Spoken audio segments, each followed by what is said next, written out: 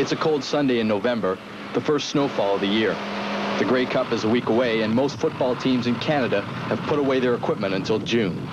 But what is going on at Lansdowne Park this afternoon is a different brand of Canadian football. The Ottawa Bootleggers, Canada's only semi-pro football team, is the brainchild of two local ex-university players who never found a place for themselves in the Canadian Football League. Heading into the first game of the playoffs against the Marlborough, Massachusetts Shamrocks, the Bootleggers have made news across North America by being the only undefeated semi-pro football team on the continent. They are ranked #1 in just their second year of existence. For this group of athletes, there is no money to be made by winning, and for most, there is no possibility of a future in professional football. Just the glory from the cheering of the dedicated fans who come out to Lansdowne to see the city's winningest football team. As Canadians, the Bootleggers have always been looked upon as underdogs, playing four-down football and facing all-American opponents. Mike White, the ex-Laurier University player and ex-Waterloo coach who co-founded the Bootleggers, scoffs at those who doubted he could put together a competitive team of Canadians. You know, I knew I could field a team from the guys here. I mean, from the area, I grew up here, coached a lot of the guys, and it just took a couple of phone calls. The average Canadian thinks anytime we come up against the Americans, you're going to lose because they're just so powerful and they're that much smarter and that much organized. It's a load of crap. It just, they package things better, they sell themselves better, and they hype themselves better. Entertainment-wise or talent-wise, they're no better than us at all.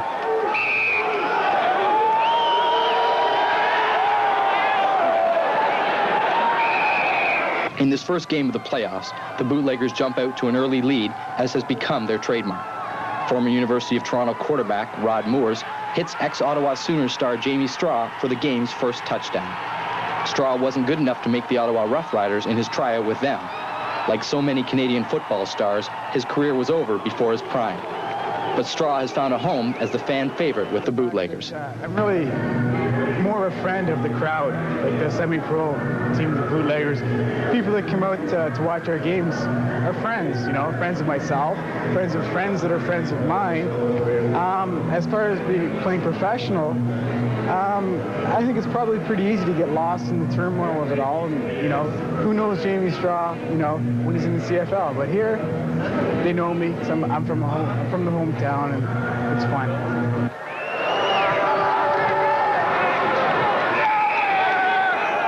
A lot of the Bootleggers have either played with or tried out for CFL teams, only to be turned away for one reason or another. The CFL requires each team to carry only a minimum number of Canadians on its roster. The rest of the lineups are filled by import Americans who are generally regarded as better trained athletes. They come from some of the top college football programs in America. Shane Ireland played with both the Ottawa Rough Riders and the Montreal Alouettes before finding a home with the Bootleggers. Like most of the Bootleggers, the hard-hitting linebacker grew up in Ottawa and played with some of the city's local amateur teams. And also, like most of the players, he is happy just to have a place to play competitive football in Canada. There's a lot of good football players around, and they finish playing junior ball or college or pro or whatnot, and they just pack it in. They either play touch football, and I know Ottawa has a big touch football program here, but there's a lot of room for, you know, contact football, and it seems that the guys want to play it. And I think at places like Montreal and Toronto, it's the same situation as Ottawa. There's a lot of football players hanging around. For many of the Bootleggers, the forming of the team was more of a reunion than a meeting. Ottawa is a strong grassroots football town. In the amateur ranks, the city boasts 2 university teams at Carleton and the University of Ottawa, a successful junior program with the Ottawa Sooners, 35 high school teams in the area, and 20 other minor teams. Tight end Gord Hudson says the fact that many of the team's players had been together before contributes to the overall success of the team. You know, everybody knows everybody on this team, and some people have had a shot, some people are lucky enough to play in the pros.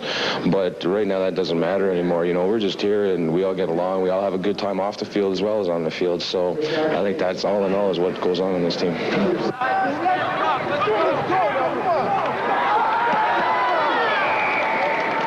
The team was born in Ottawa in 1988 when the Ottawa Rough Riders were at their lowest both on and off the field. The Riders hadn't had a winning season in years, and the fans were getting fed up. Rider administration didn't know what to think of the Bootleggers at the time and seemed to view the team as a threat, a view present-day general manager Joanne Pollock chooses to oppose. And what happened is the administration overreacted and just sort of sat back and started to act as though, oh, well, my goodness, we're afraid of this, and you know, let's ignore the bootleggers and almost don't say the B word. And that's just childish, you know. I mean, we're a professional sport, and we're supposed to be able to stand up to anything that's thrown at us. Yeah. White said that the bootleggers tried to put the fun back into football. In order to go to any kind of event, whether it's arts or sports or, you know, movie, whatever, it has to be fun. And I think football wasn't fun for a while. You know, it was just either too serious, too life and death, whether the teams themselves were taking themselves too seriously or the fans were, you know, hey, I've just paid $18 and did I have fun? No. So we just tried to put the fun back into it where, you know, it was sort of something to go to the game.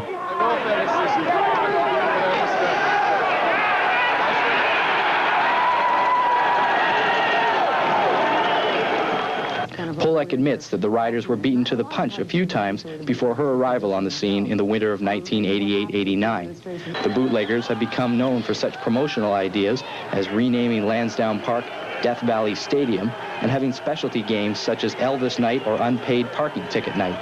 73-year-old Pearl Fleming was a runner-up in the 1988 Miss Grey Cup contest, but this year the bootleggers crowned her Queen of Football and Miss Ottawa Bootlegger. Each game, she leads the crowd in song for the third quarter stretch.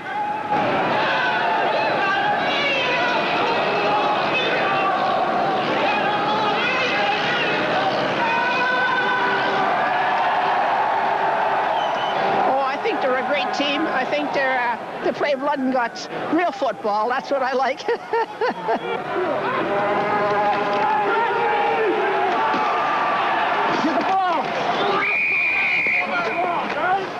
Pollock is not too proud to admit that the riders have actually followed the bootleggers in terms of marketing. I mean, I remember when I sat at the Grey Cup game in '88, and I'll never forget this. And I was sitting there, and actually, because they had offered me this job the night before that game, so my mind was in a mess. And I'm sitting there, and I'm really disappointed that the Rough Riders aren't selling any season tickets during the Grey Cup. And sure enough, down comes a pamphlet passed down through the stands, and there it is, buy bootlegger season tickets. And I thought, these guys aren't missing any opportunities. A lot of the strategy that we took last year, as far as our marketing campaign, really we took a page out of the bootleggers book. The bootleggers marketing was fun, and it was imaginative and creative, and it didn't follow any one set plan. On the field, the bootleggers are pulling away from the Shamrocks in what was a tight game through three quarters. White has prided himself on his team's rough style of play that never lets up. He's gonna burn you, Seven. He's gonna burn you. He's gonna burn you like he did before, buddy. Hey, Toos. Come on, Jamie. You got it one-on-one, buddy. Burn his ass.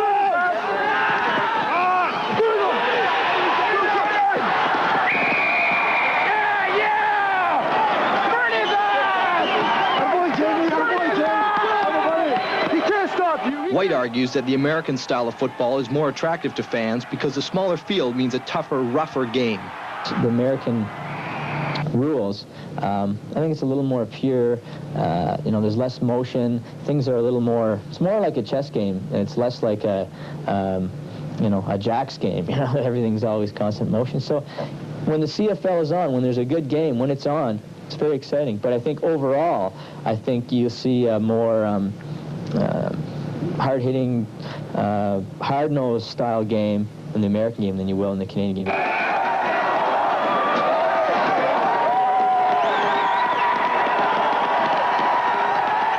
With the Shamrocks disposed of, the Ottawa Bootleggers start to concentrate on their next enemy, the Brooklyn Mariners, all the way from New York City. But the victory for the Bootleggers also means 5 more nights of practice and 5 more nights that the players won't get home until 10 in the evening. Anyone driving by the Terry Fox Center on this night might mistake the Bootleggers for a bunch of kids who don't know it's past their bedtime. But this ragtag group is deadly serious about a national championship, serious enough to practice after their day jobs until 9 p.m. on an ice-covered field before heading inside to view game films of the Brooklyn team. The temperature on this night is about as low as the profile of most of these players' careers. Only a lonely dog is interested enough to see what the Bootleggers are up to. As a veteran of the Canadian Football League's glory days, General Manager Alex Saunders understands their spirit. Underneath, I like to call it a kind of patriotism, and people don't like to talk about that too much these days, but I will. And I think there's a good, solid ingredient of patriotism behind what these guys are doing. They love it, they love the game, and they just love what they're doing. Unlike many other recreational sports, football is a rough game.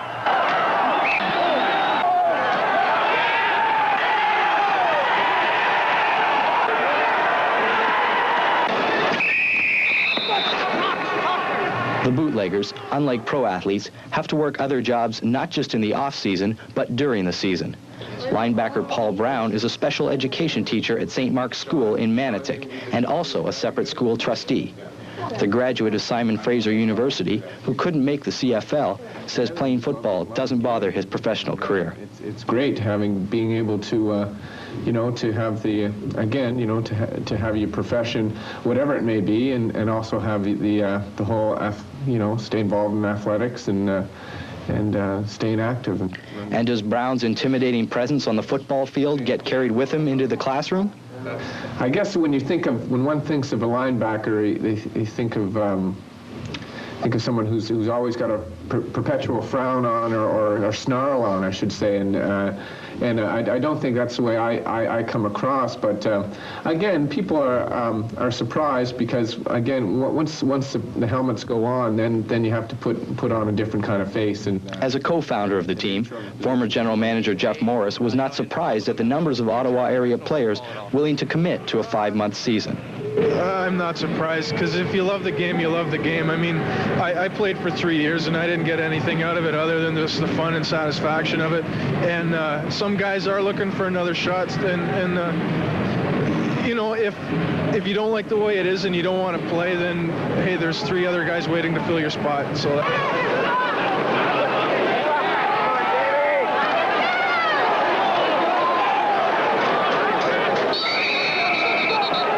Another icy day at Lansdowne. The Bootleggers' battle with adversity never seems to end. A hearty crowd turns out to cheer the Boots towards a berth in what is being called the National Title Bowl game the following week. If the Bootleggers win, the game will be held at Lansdowne Park. Brooklyn seems to have trouble coping with the icy conditions that Canada has greeted them with.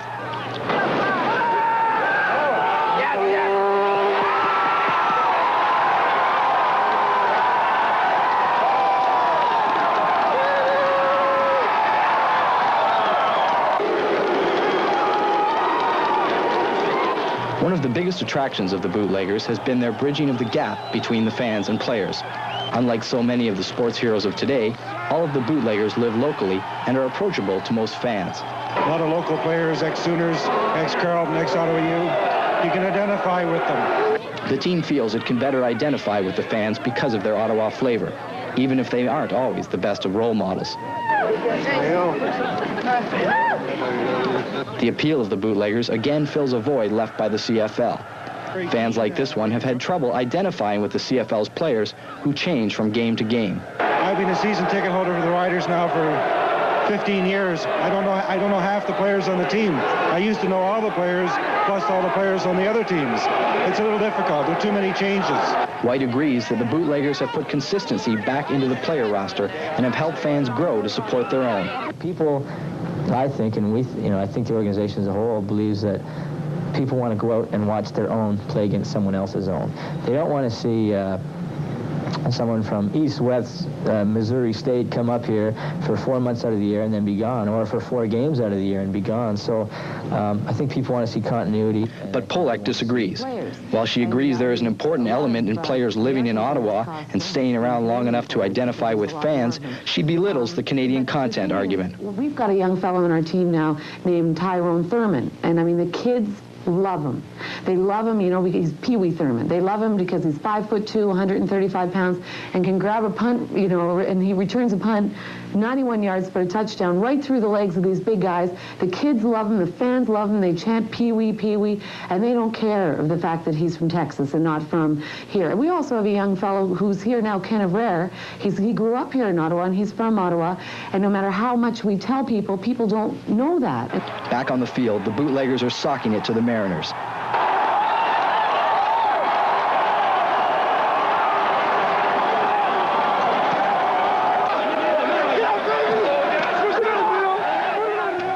is the team's 13th consecutive victory of the season. Brooklyn player Connell Johnson, a graduate of an American university program, was impressed and surprised by the Bootleggers' brand of football. I was sort of surprised. I thought it was one of those wild, free shootout type games, but they played just like us, and I was impressed with the way the Bootleggers played, and I want to wish them the best of luck. And like I said, there's no difference. You know, they play just like how we play in America: rough, tough, hard, aggressive, and nothing fancy. If there has been any one criticism of the Bootleggers, it is that too many of their games have been blowouts by halftime, with the Bootleggers winning in a romp. White explains that as an independent team, the Bootleggers can schedule their own games and try to bring the best opponents into Lansdowne. But he also gives credit to his team. Also, I think a lot of teams aren't ready for us when they come here, because there's a juggernaut of real serious people on the football field when the whistle goes, and if people aren't ready when they come here to play us, they get shocked. In the first quarter, or the beginning of the second quarter, we usually just blow people out of the game, and then they sit there in shock, and we don't let up. We keep going and going and going. But are the Bootleggers an Ottawa phenomena or the beginning of a trend? Bootlegger co-founder Jeff Morris is now one of 9 members on the board of directors for the Montreal Voyageurs, who will enter next season a semi-pro team in the Empire Football League. Well, there is a team being put into Montreal right now called the Montreal Voyageurs, and there has been talk of putting a team in the Windsor area, the talk of team putting in Toronto area. There's been some interest in Vancouver. There's been some interest in Halifax. Every one of those cities is an ideal location. I don't know about the East Coast because the proximity to other U.S. teams isn't that good, but you know, again, it's a needed thing. Polak is skeptical about the possibility of semi-pro success across the country. I mean, so winning and losing has more to do with sports than anything else, and I think the fact that the Bootleggers have been so successful and have won so many games is a real drawing card to the fans. But if you get a semi-pro team in Saskatoon or in Calgary and they go, you know, they have the same win-loss record that the Rough Riders did, you wouldn't see the same kind of success that you do here. Before the final game, the Mariners file a protest that the Bootleggers wore illegal spikes in their shoes to help their traction and even watered the field before the game to hurt Brooklyn's chances. By Thursday before the Title Bowl game, the commissioner rules in favor of Ottawa, and the game will take place at Lansdowne against the Racine, Wisconsin Raiders, the defending national champions.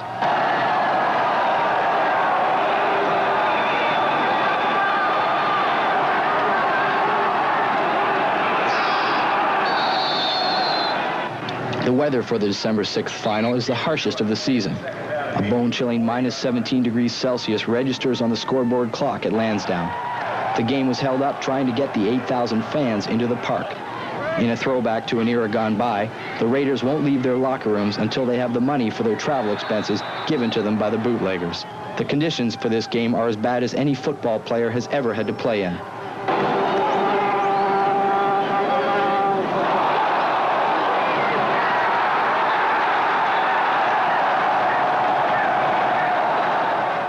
Both teams have trouble competing against the elements.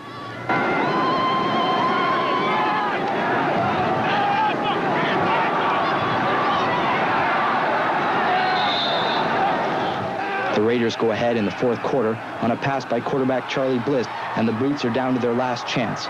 With the elements and the clock going against them, the Bootleggers need a miracle to engineer a successful final drive. 6 months of practice has come down to a 1-minute battle with Mother Nature for Bootlegger quarterback Rod Moores and his teammates.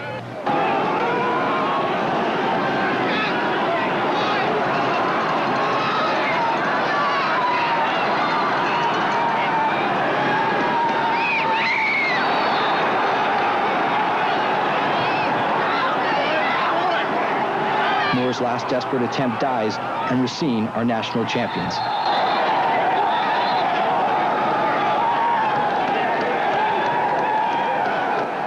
And nationalism was not a forgotten issue in this battle.